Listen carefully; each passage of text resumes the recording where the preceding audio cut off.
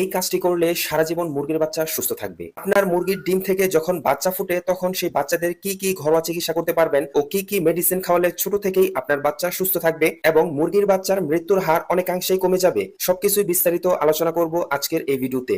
ভিডিওটি ভালো লাগলে লাইক করবেন ও চ্যানেলটি সাবস্ক্রাইব করবেন। প্রথমেই জানবো আপনার মুরগির বাচ্চা যখন ফুটে তখন বাচ্চাগুলোকে সুস্থ রাখতে ঘরোয়া কি চিকিৎসা করবেন। প্রথমেই যে কাজটি করবেন, বাচ্চা ফুটার 30 ঘন্টা পর থেকে 3 ঘন্টা শুধু লেবু পানি খাওয়াবেন। এর জন্য একটি লেবু নিয়ে এটা বাচ্চা অনুযায়ী পানি নিয়ে সেটাতে ভালো করে লেবু মিশিয়ে খাওয়াবেন। তবে সাধারণত দেশি মুরগিগুলো 8 থেকে 12টি বাচ্চা নিয়েই নামে।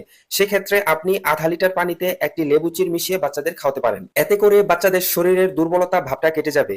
তবেই ঘরোয়া উপায়ে মুরগির বাচ্চাদের সুস্থ ও সতেজ রাখতে পারেন। এবার জানবো মেডিসিন হিসেবে আপনি কি খাওয়াতে পারেন। আপনি এটা খাওয়াতে পারেন, এটার নাম হলো লাইসোভিট। এটা মুরগি ও মুরগির বাচ্চার শরীরের রোগ প্রতিরোধ ক্ষমতা বাড়ায়। এই মেডিসিনটা আপনি যে কোনো ঔষধের দোকানে পেয়ে যাবেন। এমন একটি প্যাকেটে 10 গ্রামের মতো পাউডার থাকে। 1 লিটার পানিতে 1 গ্রাম পাউডার মিশিয়ে খাওয়ালে মুরগির রোগ প্রতিরোধ ক্ষমতা বাড়বে। ভিডিওটি ভালো লাগলে লাইক করবেন ও চ্যানেলটি সাবস্ক্রাইব করবেন, নয়তো করার